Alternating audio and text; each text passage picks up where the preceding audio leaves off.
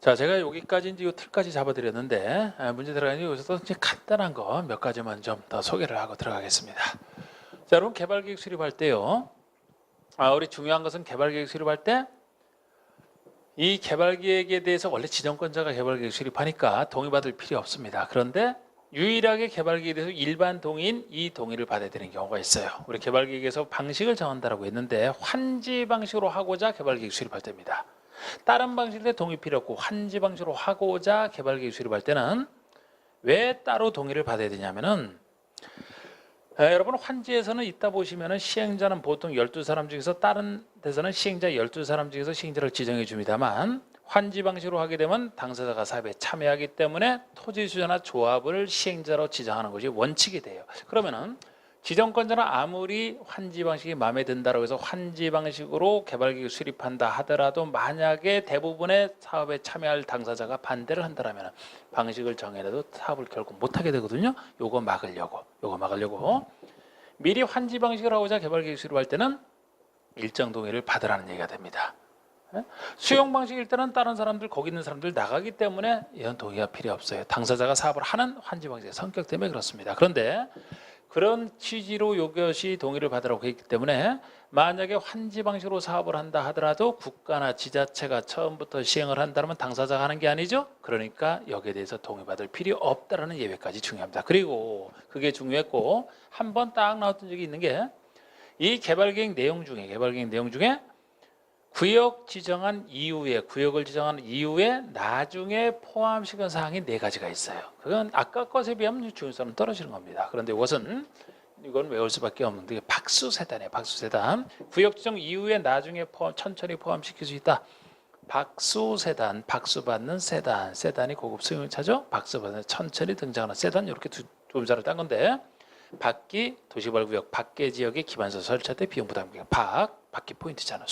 수용상의 세부 목록, 세가 세입자 조가생활 안정대책의 세, 단위 단계적 사업 추진에 관한 계획, 단위 되겠습니다. 아까 그거보다는 중요성이 떨어지는 거라 그랬어요, 그게. 그리고 개발계획 할 때도 면적이 330만 이상이면은 여러 가지 기능이 상호 조화를 이루도록 노력하라. 반쪽짜리 말고 규모가 워낙 크니까 온전한 도시를 개발하라. 330 이상 이것도 있습니다. 그리고 여기서 이거 많이 나왔다 그랬죠? 구역부터 지정해서 투기 통제해놓고 개발계획을 나중에 수립할 수 있는 경우로 써보고 많이 물어보는데 녹지와 비도시에 녹지 비도시. 근데 녹지 비도시라고 제가 두루뭉실하게 표현해놨습니다. 정확하게는 녹지지역 중에서 보존 녹지는 아예 빠져요. 우리 도시지역 중에 보존 녹지는 가장 보존 필요성이 큰 곳이기 때문에 여기는 도시민의 건강을 위해서 끝까지 개발하지 말고 남겨두라. 보존 녹지를 빼고 생산 녹지만 해도 생산 녹지가 전체 30% 들어갈 때만 예외적으로 지정 가능하거든요. 지정 가능한 곳을 전제로 해서 녹지와 비도시 변두리라면 녹지와 관농자 그러면은 구역부터 지정해서 통제할 수 있다. 근데 특히 이것과 관련해서 주상공 개발용도인 주상공이 끼어 있더라도 주상공이 살짝 끼어 있다. 주상공이 전체의 30% 이하일 때 이렇게 가능합니다. 그 아까 요새는 문제를 많이 내죠.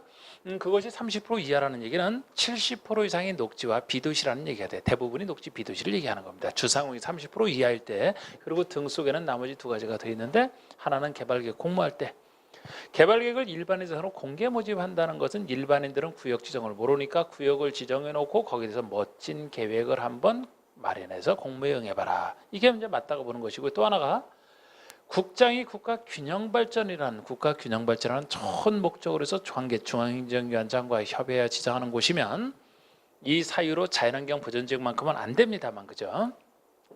지금 와서는 잘 안 나오는 것이지만 그때도 여러 가지 혜택 주기 때문에 구역부터 지정할 수 있다. 그리고 우리 구역 지정은 아까처럼 이렇게 보시되 시도사 대도시장이 원칙적으로 지정을 합니다만 만약에 2 이상의 시도 대도시에 걸쳐 있다면 이때는 관계되는 시도의사 대도시장이 공동지정이 아니에요. 공동지정이 아니고 협의해서 한 사람을 정한답니다. 왜 공동지정이 아니냐면 이거는 도중계 시설사업에서도 마찬가지인데요. 지정권자로 지정이 된 사람이 요거로 끝나는 것 다른 요거 하나 빼놓고 나머지 다 한다 그랬잖아. 그러면은 공동으로 하게 되면은 할 때마다 협의를 해야 돼. 힘들어서 못합니다. 그래서 처음에 협의를 해서 한 사람을 정하라 이렇게 돼 있죠. 그리고 국장이 하는 걸 많이 물었다고 하는데 우리 국장이 하는 경우라면 국가가 사업을 실시할 필요가 있다. 국가가 할 필요가 있으니까. 또 하나는 관계 중앙행정기관장이 요청할 때예요. 중앙행정기관장이 요청한다면 중앙행정기관은 정부 일을 다루니까 정부 일과 관련해서 요청하고, 그러니까 국장이 지정권을 행사하는 겁니다. 그거를 시장군수구청장이 요청한다면 틀려요.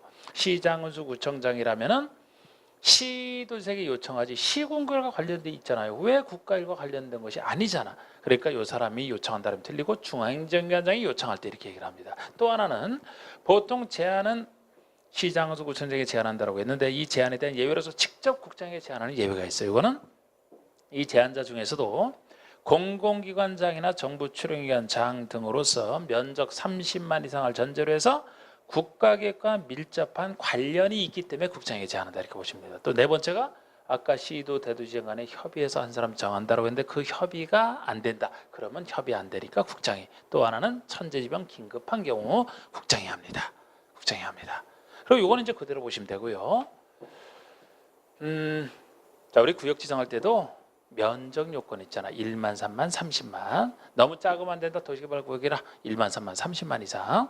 여기서도 당연히 1만, 3만, 30만 이상 중에서 지정한다라면은 변두리 대상할 때가 보통 크게 해야 되니까 30만 이상, 비도시가 30만 이상이고 도시역 중에서는 1만 3만이 되는데 도시역 중에서는 보전 녹지는 아예 아까 제가 지정을 못한다 그랬고 그거 빼고 나머지 도시역 중에서 공업지역에 공장 설치하려고 개발을 해야 하니까 제일 넓어야 돼요. 그게 3만이고 나머지가 1만 됩니다. 도시역 중에서 공업지역이 3만, 나머지 1만, 그리고 비도시 30만. 비도시 30만에도 예외 10만짜리 있는데 그런 거 살짝 보시면 되고요.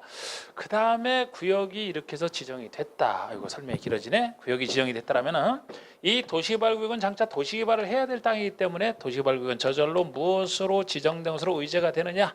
저절로 도시지역으로. 그래야 개발이 되니까.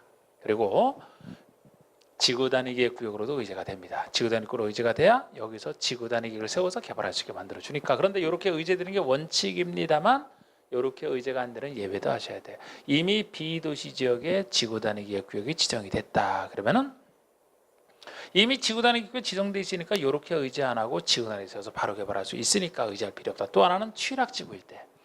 취락지구는 변두리에서 낙후된 취락을 정비역에서 지정한다라고 국회에서 배우셨죠? 그러면 취락지구에서는 취락을 정비하는 간단한 사업만 하기 때문에 시골에서 굳이 이렇게 다른 도시 개발처럼 이렇게 의지할 필요는 없다고 보는 거예요. 자, 그거 예외.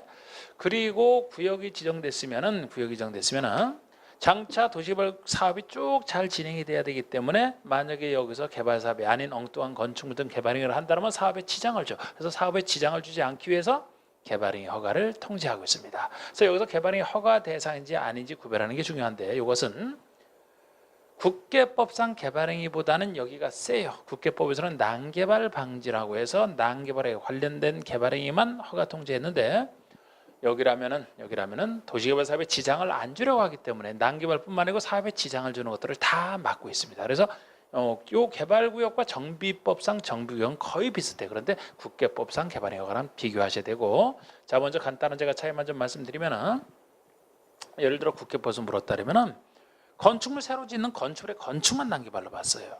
그런데 여기서는 건축물에 가설 건축물 지어도 보상을 해줘야 되기 때문에 사업에 지장을 줍니다. 건축뿐만 아니고 대수선 용도 변경도 여기서는 허가를 받아야 돼요. 만약에 건축의 용도 변경은 건축이 있는 상태에서 용도만 바꾸는 거 아닙니까? 이거는 국계법에서는 난개발이 아니지. 건물은 그대로 있으니까. 그런데 여기서는 용도 변경이 좋은 쪽으로 용도 변경이 되면 나중에 보상할 때 보상가가 올라가기 때문에 사업에 지장을 주는 겁니다. 그거 차이점이죠. 그리고 공작물 설치 똑같아요. 형질 변경 똑같습니다. 토석 채취 똑같아요. 예외까지 똑같습니다. 토지 분할도 차이점이 하나요. 국계법에서는 일정한 면적에 미달되는 너비 5m로 좁게 분할되는 게 난개발로 봤는데 여기서는 그냥 토지 분할이면 숫자와 상관없이 다 받아야 돼요. 큰 분할이라 할지라도. 이 토지가 아무리 크게라도 분할되는 순간에 분할되는 것만큼 소유자 수는 늘어나고 소유자 수가 늘어나게 되면 사업에 악영향을 주기 때문에 사업에 지장을 주는 걸로 봅니다. 그래서 토지 분할도 허가를 받아야 돼요. 그리고 물건 쌓아놓는 행위도 우리 국회에서는 녹관자에서만, 여기는 도시개발구역을 전제로 하니까 그 말은 아예 필요가 없고 1월 이상은 똑같은데 여기라면은 옮기기 쉽지 아니한 물건이 전제돼 있어요.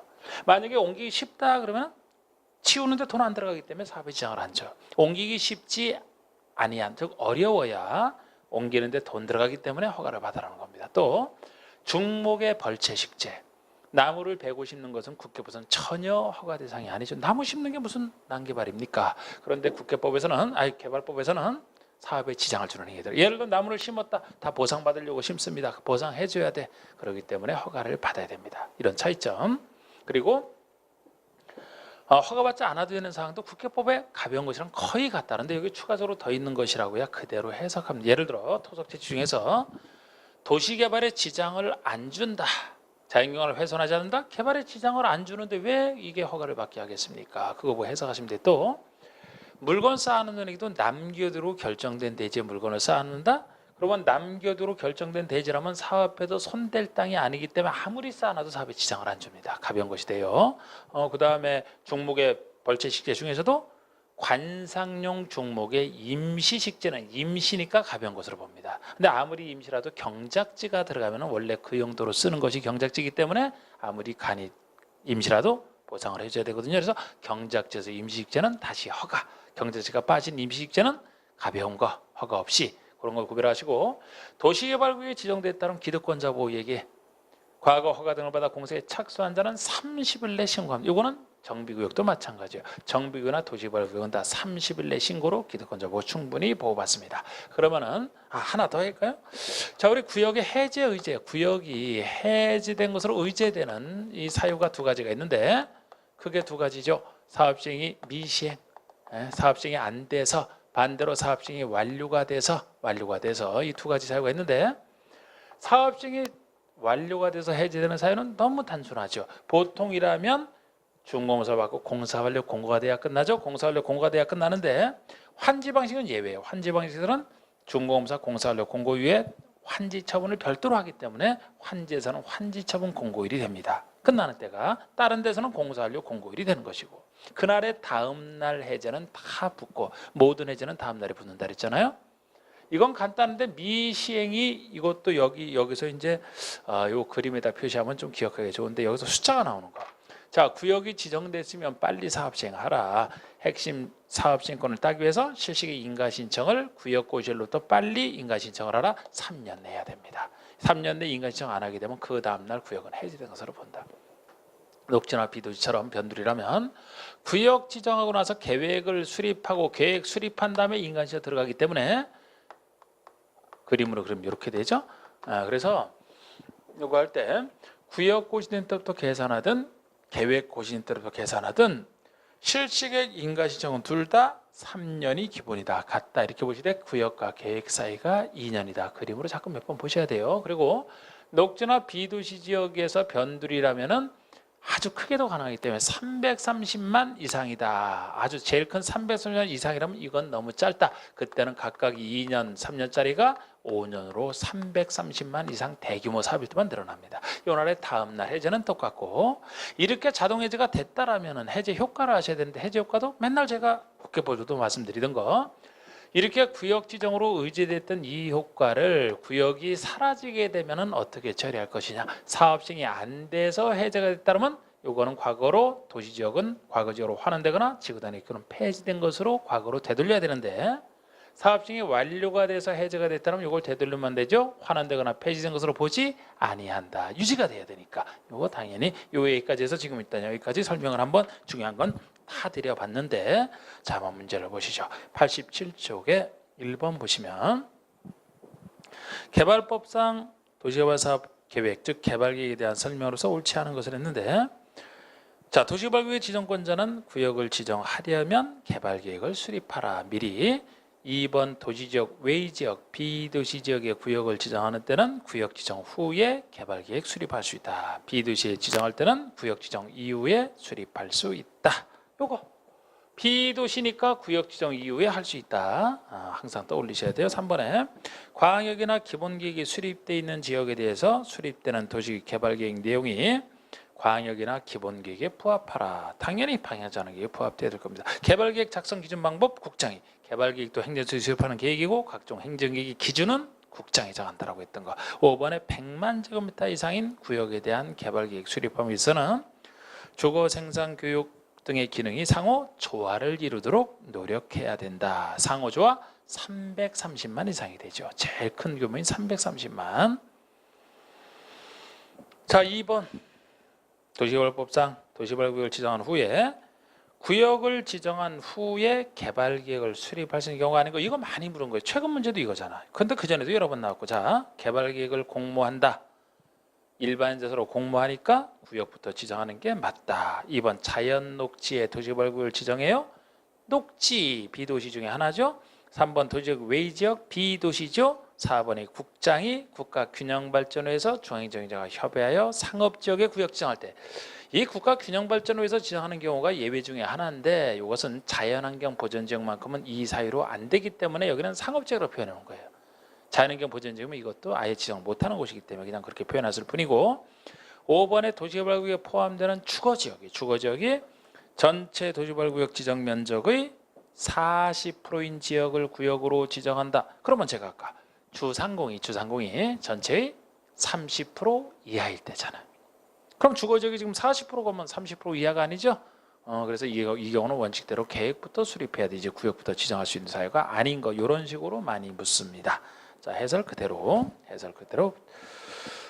보시고, 그 다음에 3번 보시면 도시개발 사업계획 개발계획에 대한 설명으로 틀린 거, 구역의 지정권자가 수립하는 거 맞고요. 개발계획 내용은 광역이나 기본계획에 부합되라. 그렇고, 3번 보시면 도시개발 사업을 수용 사용 방식으로 시행하고자 하는 경우 개발계획 수립하는 때에는 토지 면적 3분의 2 이상에 해당하는 토지 소유자와 소유자 총수 2분의 2 이상 동의를 얻어야 된다. 이게 개발계획 수립에 대한 동의 요건인데 어디가 수용 사용 방식이 틀렸잖아. 이걸 환지 방식으로 하고자 할 때 이 동의. 그래서 여기서는 이 동의 요건이 숫자 바꾸는 것보다도 어느 방식으로 할 때를 바꿀 수가 있고, 이때도 국가나 지자체가 하면 동의 필요 없다 그랬죠? 그걸 잘 봐야 돼요. 수용 사용 방식이기 때문에 이 동의가 필요 없는 거야. 개발계획 내용 중에서.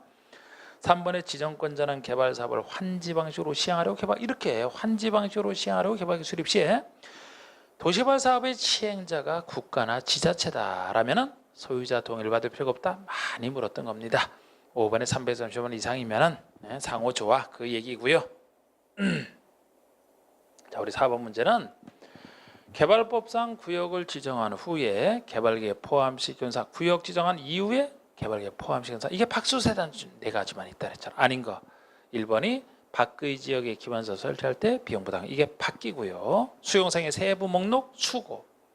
3번 시행기간, 요거는 처음부터 만들어야 되죠. 3번이 답이 되고, 4번이 세입자의 주거생활 안정대책의 세, 그 다음에 5번이 단계적 사업진이 필요한 경우에 탄, 그래서 박수 받으며 등장하는 세단, 박수세단, 이렇게 된 거.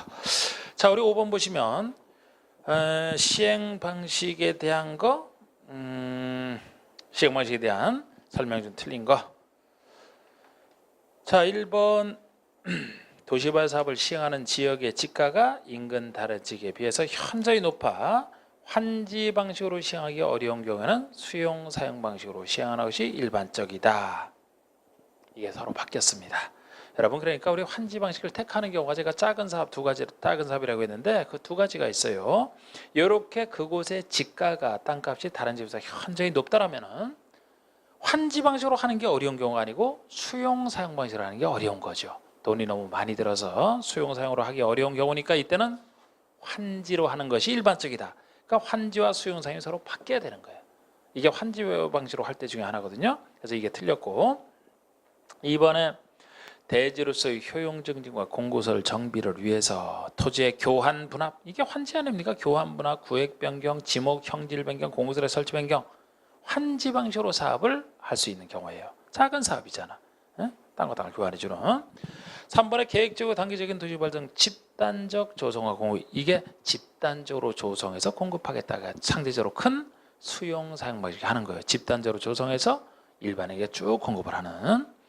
4번에 그러니까 1, 2번이 환지고 3번이 수용 사용이 되는 거, 이거 일단 아셔야 되고, 혼용은 4번에 시행자는 도시개발 사업을 수용 사용 방식의 방식과 환지한 방식을 혼용하여 시행하고자 한다. 그러면 수용 사용 방식이 적용되는 구역과 환지한 방식이 적용되는 구역으로 구분하여 할 수 있다. 할 수 있다, 할 수 있다. 구분해서 해야 된다 아닙니다. 구분해서 할 수도 있고 합쳐서 할 수도 있기 때문에 혼용 방식 자체가 분할, 미분할 두 가지 혼용 방식으로 나눠지는 거예요. 그리고 5번에 수용 사용 방식의 구역과 환지의 방식의 구역으로 사업 시행지구를 만약에 분할해서 한다라면 각 사업지구에서 부담해야 되는 기반서 설치 비용 등을 명확히 구분하여 실시기에 반영해야 되는 거 당연한 얘기가 되겠죠. 자, 넘겨보시면 6번에 다음은 도시개발 사업이 있어서 시행방식 변경에 관한 내용이다. 우리 변경에 관한 내용이다 내어서 옳지 않은 거 이것도 한 번도 낸 적이 없는 부분인데 낸 적이 없는 부분이기 때문에 여러분 여기서도 그 원리만 기본적으로 좀 봐주세요. 처음 나온다라면 여기서 뭐 누구만 할 수 있다 이런 얘기도 나와 있지만 그것까지 안 가고 그냥 방식 차이만 하셔도 되는 보통 이 세 가지 방식 중에 하나는 개발계에서 정합니다만 정해놓고 나서도 나중에 바꿀 수 있는 경우가 있어요. 근데 여기서 원래는 그 방식으로 해야 되기 때문에 다른 방식으로 바꾼다는 얘기는 그 방식으로 하는 게 어려우니까 못하니까 다른 방식으로 바뀌는 거예요. 그렇다면 기존에 했던 방식보다는 좀 더 어려운 방식으로 한다? 안 되는 거죠. 그것도 못해서 다른 것으로 바꾸는데 어떻게 더 어려운 것으로 바꾸겠습니까? 더 쉬운 방식으로 바꿀 수 있다 이렇게 보시면 돼요. 그러면 이 세 가지 방식 중에서 제일 어려운 방식이 수용 사용 방식이죠. 돈이 많이 들어가니까. 제일 쉬운 방식이 간단한 환지 방식이 되는 거예요. 그러면 혼용은 중간쯤이 되겠죠. 그죠? 그래서 비록 공공시행제에 국한되어 있지만 수용 사용에서 환지로 바꾸는 거 쉬운 방식으로 바꾸는 거 가능합니다. 혼용에서 환지로 바꾸는 것도 가능해요. 이거 공공시행자만이고 조합을 제외한 시행자라면 수용 사용에서 혼용으로 바꾸는 것도 좀 더 쉬운 방식이기 때문에 이 세 가지만 가능합니다. 예를 들어 혼용에서 수용 사용 바꾼다 더 어려운 방식이기 때문에 안 돼. 환지에서 다른 쪽으로 바꾼다 어려운 방식이니까 안 돼요. 이 세 가지만 존재합니다. 그래서 이 정도 원리만 아세요. 그러면 옳지 않은 것은 1번의 지정권자는 구역 지정 이후에 도시개발 사업 시행 방식을 변경할 수도 있다. 2번의 국가지자체인 시행자, 즉 공공시행자가 영의 정하는 바에 따라 수용 사용해서 전부 환지로 좀 더 쉬운 방식으로 변경할 수 있다. 맞습니다. 3번의 토지주택공사인 시행자, 공공시행자죠. 혼용해서 전부 환지로 바꿀 수 있다.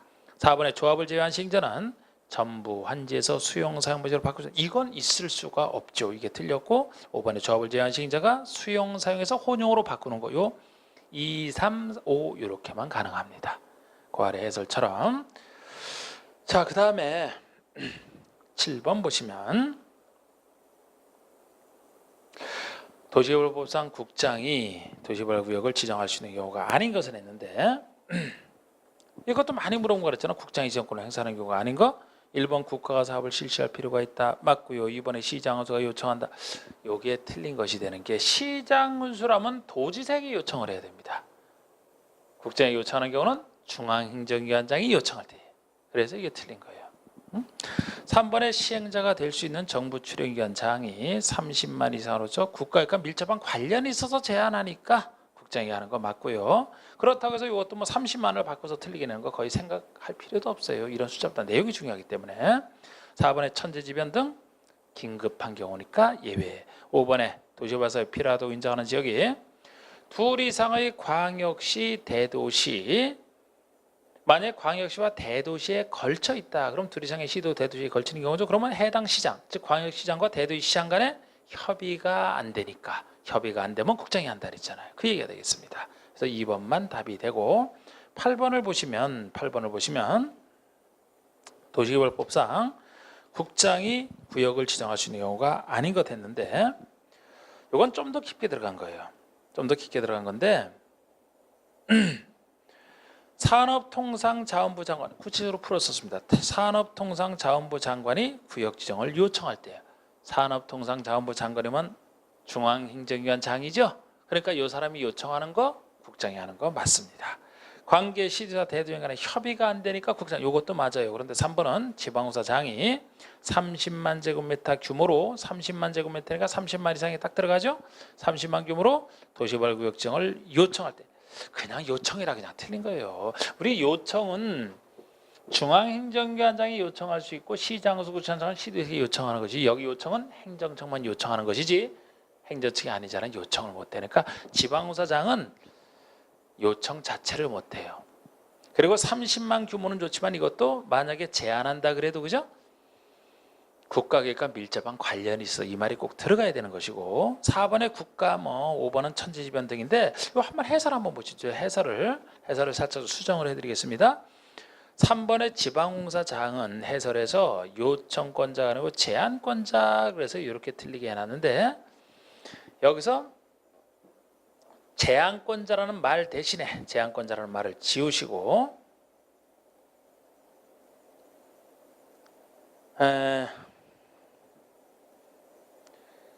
어떻게 해야 돼? 지우시고 지방공사장은 요청권자가 아니다, 그죠? 아니다 하는 상태에서 요청은 중앙행정기관장이 요청한다고 이제 고발해놨는데 이제 그 얘긴데. 그리고 여기서도 해설에서 그냥 제한권자로 한 것도 이 제한권자라는 말을 좀 잘못 써서 그래요. 여기서 제한할 수 있는 공공기관에서는 지방공사는 제외된다. 사실 이건 요청이라서 무조건 틀렸지만 제한이라고 해설처럼 바꿔내도 문제가 있는 해설이라 좀 바꾼 겁니다. 제한할 수 있는 공공기관에서는 지방공사 제외한다. 그러니까 여러분 여기서 우리 해설에서 3번의 그 공공기관이나 정부 출행위원장이 이렇게 제한할 때 이렇게 돼 있죠, 그죠? 여기서도 엄밀하게는 수많은 공공기관 정부 출행위원장들 중에서도 지방공사장만 빠져요, 제한해서. 왜냐하면 지방공사는 지방에만 있는 공사고 이 지방공사가 국가 일과 관련해서 일하는 경우는 없어요. 그렇기 때문에 국장에게 국가일과 밀접 관련해서 제한하는 것 중에서 지방공사장은 빠지는 겁니다. 그런데 아직은 그렇게까지 어렵게 낸 적은 없어요. 단지 이거를 제한을 요청한다고 해서 바꾸고 낸 정도가 이제 현재 기출문제 수준이 되는데, 그래서 제가 평상시에는 이제 뭐 지방공사장이 빠진다는 것도 해설해서 잘 안 하는데 이거는 문제를 내다 보니까 어떻게 그렇게 내서 지방공사장은 제한해서도 못합니다. 여기서는 그렇게 알아두시고, 자, 우리 9번에 도시발부상 도시발구역 지정을 제한할 수 있는 자가 아닌 거, 아까 조합 1번 조합이죠. 조합은 제한을 못합니다. 그렇죠? 그 다음에 우리 10번 문제 보시면은 도시발구역 지정에 대한 설명으로 틀린 거. 그러니까 아까 그 9번의 23의 기출문제도 그냥 이것만 정확히 알고 있으면 맞추는 거야. 조합이 어떻게 구역지정 이후에 만들어지는데 그 전에 구역지정을 제한하겠습니까? 우리 10번도 최근의 문제 중에 하나인데 구역지정에 대한 설명으로 틀린 거.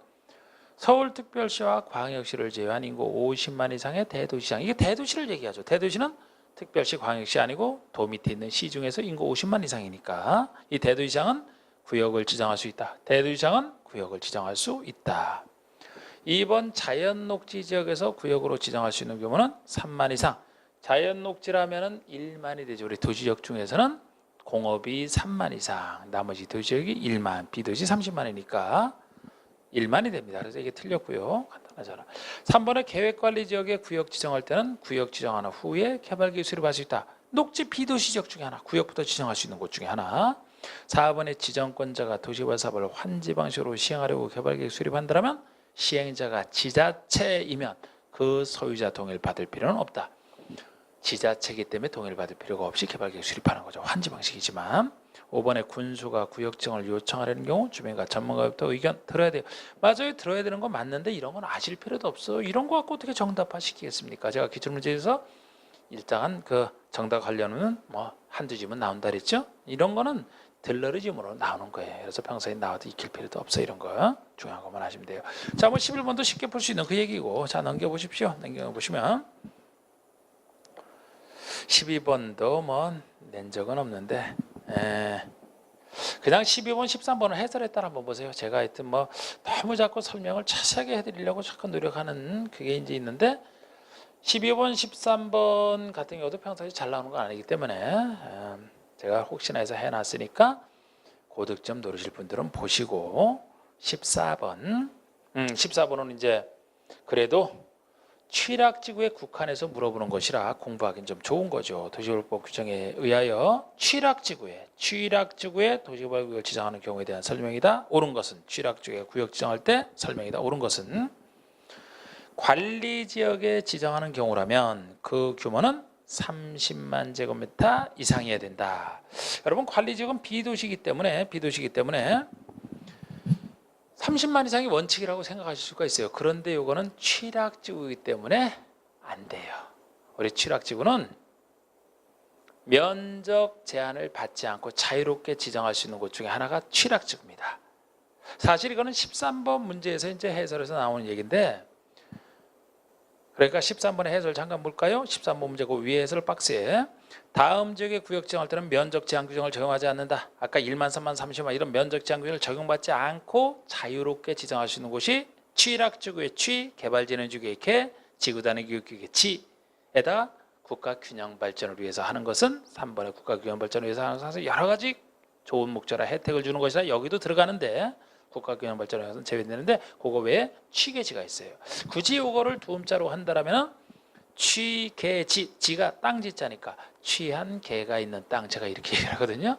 취한 개가 있는 땅이니까 개가 술 취했다니까. 그러니까 1만, 3만, 30만 우리 요건 갖추라 아무리 얘기를 해도 들어먹지를 못하는. 그래서 1만, 3만, 30만 무시하고 지정할 수 있는 것 중 하나가 취계지다, 국가 균형 발전이다. 그래서 요걸 제가 고득점 하시고 보시라고 넘어갔는데 14번을 하다 보니까 설명 안 할 수가 없네. 자, 그래서 관리지역이지만 앞에 취락지가 전제되어 있기 때문에 30만 이상 제한을 받지 않는 겁니다. 이번에 도시지역과 지구단위구로 지정된 것으로 본다. 자, 제가 아까 원래 도시개발구역은 도시지역과 지구단위구로 지정된 것으로 봅니다만 여기도 예외 취락지구라면 이렇게 의지되지 않는다 그랬잖아. 그래서 이것도 틀린 것이고 면적에 관계없이 주민의 의견을 듣고 구역을 지정하라. 바로 이게 맞는 겁니다. 근데 주민 의견을 듣고도 맞아요. 우리 구역 지정할 때는 주민 의견은 다 기본적으로 듣습니다. 이것도 주민 의견은 기본적으로 다 듣대. 큰일이잖아. 주민 의견을 듣대 100만 이상이면은 따로 공청회를 따로 개최할 의무까지 있는데 4번에 100만 제곱미터 이상의 경우라도 도시개발구역 지정의 공청회 개최는 필요 없다. 공청회는 따로 해요. 주민 의견은 무조건 면적에 상관없이 듣지만 구역 지정할 때 보통 100만 이상이라면 공청회 개최 의무가 있습니다. 100만이 안 되면 이제 해도 되고 안 해도 되고요. 그래서 이거는 해야 된다고. 3번이 맞고 4번 틀리죠. 5번에 100만 제곱미터의 도시개발구역 지정 시 주거, 생산, 교육, 유통, 유락 등의 기능의 상호조화라면 330만 이상이 돼야 되잖아. 그래서 취락지에 국한시켜서 물어봤지만 답은 3번이 되는 것이 되겠습니다. 그 다음에 15번을 보시면 15번은 다음 중 도시개발구역에서 허가를 받아야 할 수 있는 행위는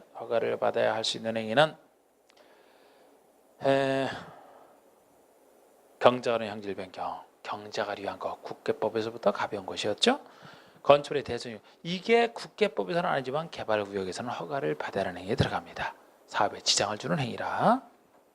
3번의 구역의 개발에 지장을 주지 않고 자연경관을 손상하지 않는 범위 안에서 토속의 채취, 개발에 지장을 주지 않는다는 점에서 가벼운 것이 되죠. 허가받을 필요 없죠. 도시개발구역에 남규도로 결정된 대지에서 물건을 쌓아놔요. 남규도로 결정된 대지는 손댈 땅이 아니기 때문에 물건 쌓아놓는 거 허가될 필요가 없습니다. 가벼운 행위. 또 형질 변경을 목적으로 하는 토속개체는 국계법 시절부터 형질 변경을 목적으로 하는 토속개체는 목적행위가 형질 변경이기 때문에 형질 변경에서 받으면 되기 때문에 토속개체는 따로 받을 필요 없다. 그렇게 했던 거. 자, 우리 해설에서도 제가 따로 밑줄 거는 부분이 국계법과의 차이점, 국계법은 없고 여기만 확장돼 있는 것을 밑줄 거놨으니까 그렇게 아까 설명했듯이 그대로예요. 그대로 설명 보시고 허가 필요 없는 행위도 잘 정리를 하세요. 제가 설명한 대로. 그럼 16번도 같은 문제니까 넘겨보세요. 17번에 도시개발구역 안에서 허가를 받아야 하는 행위로서 구역지정고시 당시 이미 관계법령에 따라 행위허가를 받았거나 허가를 필요가 없는 행위에 대해서 이미 공사사업에 착수한 자가 있다. 착수사업 보호, 기득권자 보호를 얘기하죠. 그럼 이 사람이 공사사업을 계속하려면 어떻게 해야 되느냐? 개발구역이든 정비구역이든 이미 착수한 자는 둘 다 똑같이 30일 내 신고해요. 그러면 답은 4번에 30일 내 특광시장원색에 신고하고 계속할 수 있다. 30일 내 신고가 됩니다.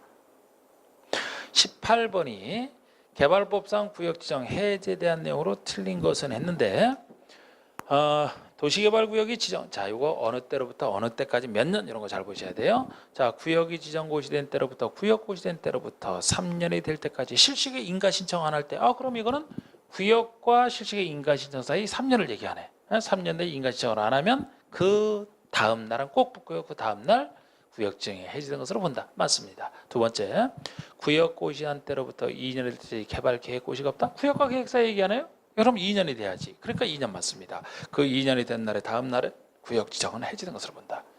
근데 이것은 이제 이게 맞지만 만약에 이것도 구역해놓고 330만 이상이다. 그래 버리면 이것이 5년으로 늘어난다는 거죠. 330만 이상이면. 3번의 환지 방식의 한 도시개발 사업의 경우 환지 방식한 도시개발 사업의 경우에 환지 처분 공고 다음 날에 해지된 것으로 본다. 다른 방식에서는 이거 공사 완료된 사유 아닙니까? 그러면은 다른 데서는 공사 완료 공고일 다음 날이 돼요. 근데 환지 방식이니까 환지 처분 공고 다음 날이 되는 겁니다. 4번에 사업이 시행되지 않아서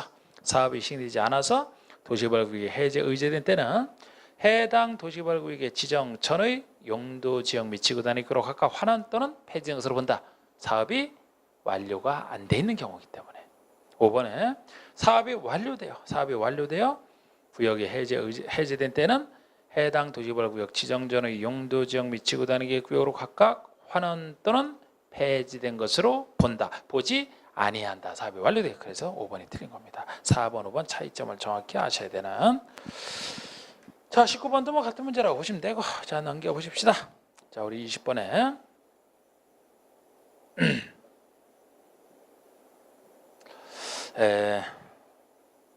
오히려 이것도 취락 쪽에 대한 문제인데, 이것도 뭐 17의 기출 문제지만 아까 취락 주고 거기에 대한 얘기보다도 이 문제가 오히려 더 괜찮네요. 이 문제가 더 괜찮은 것 같아. 자, 우리 이거 할 때는 17의 문제지만 뭐 한 10년 전의 문제지만 그래도 이게 워낙 훌륭한 문제이기 때문에 여기다가 이제 이렇게 해놨는데 봅시다. 공부하기 좋은 문제니까. 그리고 구체적으로 자연 녹지 지역 이런 게 나오게 되면 이거 다 써먹으려고 내기 때문에 다 따로따로 체크하시고 문제 풀 때 써야 됩니다. 자연 녹지 지역. 그런데 취락지구래요. 그럼 취락지구도 체크하시고 3만 제곱미터 체크하시고 여기에 대해서 토지 소유자가 조합을 설립하여 할 때요. 그러면 시행자가 조합이죠. 조합 체크하시고 환지 방식인 것도 체크하시고 이렇게 사업을 하고자 할 때 이어가는 설명으로 틀린 거 마치 케이스 문제처럼. 자, 1번의 시장군수구청장이 구역 지정을 요청할 수 있으며 보통의 경우처럼 시장군수구청은 요청권자밖에 안 되죠. 그러면 시도의사가 구역 지정을 할 수 있다. 그냥 이게 맞습니다. 그래서 이게 맞고요. 2번의 개발계획을 수립하는 때는 사업 대상 토지 면적의 3분의 2 이상에 해당하는 소유자와 소유자 총수 2분의 4 동의를 얻어야 된다. 우리 개발계획 수립할 때 그 개발계획에 대해서 이 일반 동의를 얻어라 이렇게 되는데 이거는 왜 맞냐 하면은 아까 환지 방식이라고 20번 문제에서 얘기를 하잖아. 환지 방식 그리고 조합이 하는 경우니까 맞는 거예요. 이게 환지 방식이라 하더라도 토지 그 국가나 지자체가 시행한다 그렇게 나오면은 동의 필요 없잖아요. 그래서 그걸 보고 찾는 겁니다. 3번의 구역의 지정 절차로서 주민 등의 의견을 수렴하기 위해서 공람을 실시해야 되고 이 공람 기간 동안에 주민 의견을 듣습니다. 그래서 주민 의견 다 들어요. 그리고 필요시 공청회를 개최할 수 있다. 우리 공청회는 100만 제곱미터 이상일 때만 주민 의견을 듣고 나서 공청회를 따로 개최해야 되는데 개발법에서는 이게 3만 제곱미터니까 개최 의무는 없고 개최할 수 있다는 자기가 알아서 하는 것이라 맞는 거예요. 100만 이상이면 꼭 개최해야만 되거든요. 4번에 구역을 지정한 후에 개발계획 수립할 수 있다. 구역을 지정한 후에 개발계획 수립할 수 있다. 이거는 왜 그러냐면 자연 녹지 지역이기 때문에 자연 녹지 지역이니까 그죠? 그러니까 거기 또 맞는 거야. 5번에 도시개발구역이 지정고시 된 경우에 해당 도시개발구역은 지구 단위 계획으로 결정고시한 것으로 본다. 이게 틀린 게 취락지구이기 때문에 틀렸어요. 취락지구가 그러면 이렇게 의제가 안 된다 그랬죠? 지구 단위 계획으로 의제되지 않습니다. 그래서 5번이 틀린 것이고 자, 이제 시행자 파트가 나오는데 여러분 자 여기 한번 잠깐 보시고 자 이제 여기까지 했습니다. 이제 시행자 파트인데 조합이 제일 중요한 거예요. 조합이. 근데 조합이 아닌 것 중에서는 이제 뭐 시행자 지정하는 거, 환지 방식, 원칙적 시행자 지정, 시행자 변경까지 해서 3가지가 나오는데 간혹 가다가 문제 합쳐서 간혹 가다 한 번 나올 정도예요. 조합은 항상 나오니까 이 조합할 때 좀 더 신경을 쓰시고 여기서는 좀 자 이런 식으로 그냥 자 우리 시행자 12사람 중에서 지정하는데 이거 지금까지 한 번 낸 적 없어요. 그래서 시행자 중에서는 공공과 민간 나눠지는 거 뭐 이거 상식적으로 알 수가 있습니다. 그리고 우리가 요거 할 때도 이제 조합은 환지에서만 시행자가 된다라는 것 정도 아시면 되는 부분이고 12사람이 누군지 세밀하게 볼 필요도 없어요. 그리고 보통은 12사람 중에서 지정을 합니다만 자 우리 첫 번째 환지 방식에서 사업을 한다. 그럼 또 다른 원칙이 존재해요. 여기다 예로서 또 다른 원칙 환지 방식으로 한다면 아까 얘기했듯이 원칙은 토지 소유자나 조합 당사자를 시행자로 지정하는 것이 원칙입니다. 그런데 이때도 예외적으로 환지지만 지자체 등을 지정할 수 있는 예외 3가지가 존재하는데 그게 토지나 조합이 첫 번째가 개발계획 시일로부터 시행자 지정 신청을 1년 내에 안 할 때야. 개발계획 시일로부터 시행자 지정 신청을 1년 내에 안 한다. 아니면 했더라도 위법부당하다. 그러면 지자체 등을. 아니면 지자체장이 하는 사업과 병행할 필요가 있다라든지 또 하나는 여기다 예로서 면적 2분의 1 청수 2분의 1이 지자체 행정에 동의한 때가 있어요. 보통 조합을 만들 때 동의요건이 바로 이 일반 동의거든요. 조합을 만들 때.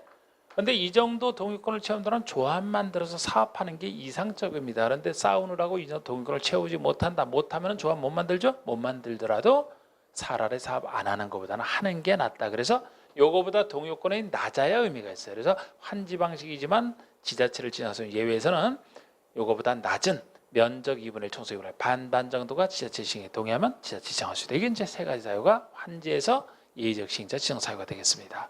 그리고 시행자 변경 사유가 몇 년 전에 오래간만에 나왔던 것이죠. 시행자 변경 사유가. 시행자 변경 사유는 시행자가 있는 걸 전제로 해서 그 사람이 못하니까 다른 사람을 바꿔주는 사유. 그래서 시행자 지정은 처음부터 지정하는 것이고 그렇게 달라지는데 예를 들어 시행자로 지정된 사람이 부도 파산나서 못한다. 변경할 수 있습니다.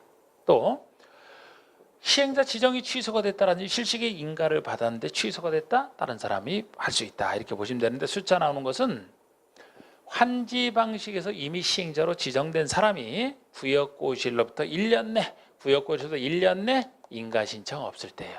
구별하셔야 돼요. 아까 똑같은 얘기도 구역 지정됐도록 3년 내 실시의 인가 신청 없을 정도라면은 오랜 기간 동안 없으니까 구역이 해제되는 엄청난 사유로 보는 것이고 1년 동안의 인가시행이 없을 정도라면 구역은 살아있는데 시행자만 바꿀 수 있는 좀 더 가벼운 사유가 되는 것이죠. 그리고 실시의 인가를 받고 나서 2년 내 착수를 안 할 때 이때로부터 2년 내 착수를 안 할 때 실시의 인가를 받았다는 건 뭐예요? 시행자가 이거 작성해서 인가 받았으니까 시행자는 이미 지정돼 있는데 사업시행권 땄으면 빨리 공사를 해야 되는데 2년 내 착수를 안 한다. 그러면 다른 사람 바꿔주는 이게 시행자 변경 사유입니다. 자, 우리 조합 얘기를 해드리면 우리 조합은 성격을 법인으로 보죠. 법인으로 봅니다. 정확히는 공포상 비영리 사단법인이라고 보고 이거부터 하셔야 되죠. 법인 특징 생각을 하셔야 돼. 자, 그런데 처음 만들 때는 설립인가부터 만듭니다. 설립인가. 요것도 토지 소유자. 다른 사람 안 돼요. 조합은 환지에서만 시행자가 되기 때문에 환지는 땅을 제공하고 새로운 땅을 받는 건물 소유자 참여할 필요가 없어. 땅을 제공한 사람이 새 땅 받으니까 토지 소유자만 전체합니다. 다른 사람은 틀려. 그리고 7인 이상이 지정권자에게 설립인가를 신청하는 거예요. 근데 설립인가 신청할 때 이 동의를 받아야 됩니다. 이 동의를 갖춰야 이게 설립인가 동의예요. 중요한 얘기죠. 근데 우리가 동의할 때도 동의구권 할 때도 이런 얘기는 하죠. 여기서 면적은 우리 시행자 자격 따질 때는 사유지만 가지고 따지는 경우도 있었는데 많이 나온 조합의 설립인가에서 요 숫자 계산할 때는 면적이면 국공유지를 포함한 전체 면적으로 계산합니다. 국준을 포함해서 전체 면적 3분의 1을 따지기 때문에 동의 순서도 나와요. 사유지 동의를 먼저 받고 안 될 때 국공유지 동의를 받아라 이렇게 얘기를 합니다. 포함해서 얘기를 하고요. 사람수 계산할 때도 만약에 공유하고 있는 땅이라면 대표자 1인만 한 사람으로 계산합니다. 대표자 한 사람만. 그런데 구분 소유자라면 집합건업상 구분 소유자라면 공유 형태처럼 보여도 단독 소유이기 때문에 각각을 소유자로 계산을 해야 되고 그 다음에 동의를 했더라도 항상 철회할 수는 있죠. 그 대신 설립인가 신청 전에 철회할 수 있지 설립인가 대동의는 이미 인가를 신청했다. 그때는 처리하지 못했다. 그런 거 살짝 보시고 이렇게 해서 설립인가를 받았다 하더라도 성립되는 건 아니에요. 법인이기 때문에 설립인가 받고 나서 설립 등기를 해야 성립한다가 법인의 특징입니다. 그래서 설립인가 받고 나서 30일 내에 등기를 해야 성립해요. 그리고 이 규정을 제외하고는 이 법에 있는 규정을 제외하고는 비영리니까 민법, 사단이니까 민법 중 사단법인에 관한 규정을 규정한다. 이건 당연히 따라 나오는 얘기가 되겠습니다. 그리고 이렇게 해서 조합이 만들어지면은 조합원이 누가 되는지는 상당히 중요한 건데 조합원이면 구역 내 토지 소유자, 계속 얘기하지만 토지 소유자이기만 하면 당연 조합원이 돼요. 토지 소유자. 조합 설립에 찬성 반대 따지지 않습니다. 거주 여부 따지지 않아요. 다른 거 전혀 안 따지죠. 토지 소유자이기만 하면 조합원이 됩니다. 그리고 이 조합원이 됐을 때 조합에서 의결을 한다. 평등한 결의권을 행사. 1인 1표입니다. 면적에 상관없이. 그래서 그 면적에 비례하여 갖는다. 이거 틀린 질문으로 많이 나왔던 거예요. 면적에 비례한다는 얘기는 면적 크기에 따라 의결권 수가 달라진다는 얘기죠. 면적에 관계없이 평등한 의결권을 가집니다. 그런데 본인의 의결권 외에 다른 사람 의결권을 승계할 수 있는 경우가 있어요. 의결권을 승계하게 되면 승계하는 것만큼 몇 표를 행사할 수 있는데 이거는 그 조합원의 토지 소유권 전부를 이전받았을 때만 승계가 가능합니다. 만약에 일부를 이전받았다면 승계가 안 돼요. 일부를 이전받았다면 그 나머지 일부는 그 사람이 여전히 가지고 있고 면적이 작아도 그 사람이 의결권을 행사하기 때문에 전부를 이전받으면 의결권 승계가 가능하다고 얘기해. 그리고 조합원이 이제 조합이 낼 돈은 조합원이 내는데 돈을 안 낸다 그러면은 조합은 행정청이 아니기 때문에 강제 징수를 못 하죠. 그래서 조합은 시장군수구청장의 강제 징수를 위탁할 수 있고 이때는 여기 나왔던 정비법 나왔던 마찬가지예요. 행정청이 아닌 자가 행정청에게 징수를 위탁하게 되면 4% 수수료 주는 건 다 똑같습니다. 개발조합에서 행정청이 일 시키면 4% 줘요. 4% 엄청 많이 걷어가는 거예요. 4%. 그리고 조합이 만들어질 때 우리 임원 조합장 1인 이사감사 필수 둬야 됩니다. 조합장은 1인이고 이사감사는 이제 수에 따라서 하여튼 둬야 되는데 이 조합장이나 이 임원은 필수고 아무나 안 돼요. 의결권을 가진 조합원 중에서 됩니다. 조합원이 아닌 자는 안 돼요. 그리고 의결권을 가진 조합원이라는 얘기는 공유하고 있으면 대표에서 한 명만 의결권을 가지니까 그 사람 중에서 총회에서만 선임하게 돼 있어요. 그리고 이 조합장이나 이사의 자기를 위한 조합과 계약 소송은 감사가 조합을 대표한다. 유명한 얘기죠. 또 부정을 막기 위해서 겸직금지하는 거 있잖아. 그 임원은 같은 조합에서 임원, 직원 겸할 수 없어요. 직원도 겸해서는 안 돼. 다른 조합은 상관없지만 다른 조합도 이 조합과 같은 목적의 사업을 한다면 겸했을 때 이익이 충돌되기 때문에 안 됩니다. 그리고 임원의 결격 사유. 요거는 뭐 중개 실무에서 배우는 거는 거의 같으니까 우리 공고에서는 좀 잘 안 되지만 거의 같아요. 단지 중개 실무에 배우면은 형이 종료되고 나서 중개 실무에서 3년 지나야 된다. 여기는 2년 지나야 된다. 그 차이만 살짝 날 뿐이고 임원의 결격 사유에 해당되면 그 다음날 자동 자격 상실이 되고 그죠? 그 다음에 대의원회가 의결권을 가진 조합원 수가 50인 이상일 때 대의원을 둘 수 있다. 임의기하는 걸 아셔야 돼요. 자, 우리 개발조합과 비슷한 게 정비조합이거든 항상 나중에 비교를 해봅니다. 그런데 조합장 이사감사 필수예요. 임원 필수고 총회도 필수예요. 그런데 유일한 임의기관이 도시개발조합의 대의원회가 되겠습니다. 정비조합만 하더라도 100인 이상이면 대의원회를 두어야 해요. 필수입니다. 그런데 도시개발조합의 대의원회만 50인 이상일 때 둘 수 있는 임의기관이니까 이거 좀 잘 주의해 두시고 조합원 수가 대의원 수가 조합원 수의 10% 이상은 된다. 이것도 당연히 있으면서 대의원회가 총회 권한 수에 무엇을 대행할 수 있는지 그걸 구별하셔야 되는데 특히 정비조합도 있지만 개발조합의 5가지 이걸 더 많이 물어봅니다.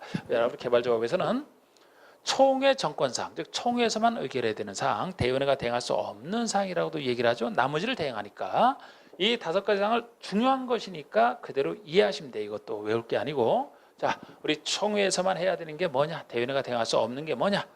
정관의 변경은 일단 생각을 하야 돼. 나왔을 때 풀이하면 되는데 아니 정관이 조합의 약속이에요. 약속을 변경하는 건 상당히 중요한 걸로 보는 겁니다. 그래서 정관의 변경은 총회 필수, 총회 정권사항. 또 하나는 임원의 선임이에요. 우리가 대통령도 우리가 국민이 직접 뽑고 국회의원을 통해서 간선하는 게 아니듯이 총회에서 조합원 전체가 보낸 총회에서 직접 선임한다 보시면 돼. 임원의 선임, 해임도 아니에요. 대의원도 아니고 임원의 선임만. 그리고 또 하나는 조합의 합병 해산.